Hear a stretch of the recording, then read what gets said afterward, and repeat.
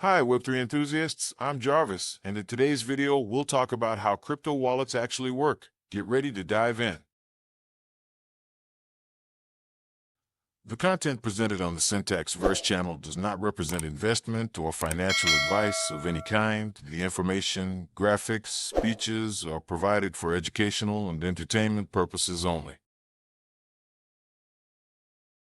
Here's a mind blower. Your crypto wallet doesn't actually store your crypto. Crypto wallets don't hold coins like a physical wallet. What they really hold is your keys, specifically your private key. Think of it like this. The blockchain stores your crypto. Your wallet stores the credentials to access it. There are two main types. Number one, hot wallets. These are connected to the internet fast, convenient, but more exposed.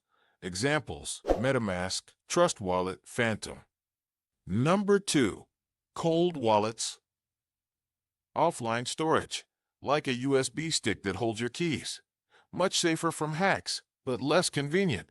Examples are Ledger, Trezor. Here's the key part. Your private key is what proves you own the crypto. If you lose it, game over. Anyone who gets it can take everything. That's why wallets give you a seed phrase, usually 12 or 24 words. It's your master backup. Guard it like your life depends on it, because in crypto, it kinda does. Also worth knowing, wallets can manage multiple addresses. You can import the same wallet to multiple apps using your seed phrase. You can sign messages or transactions without revealing your private key. So no, your coins aren't inside the wallet. They're on the blockchain. Your wallet just unlocks access. A crypto wallet is your gateway to the blockchain. It doesn't store coins, it stores access. Understand that, and you're already ahead of most beginners in Web3. Thanks for watching the video, guys. See you all in another Web3 course.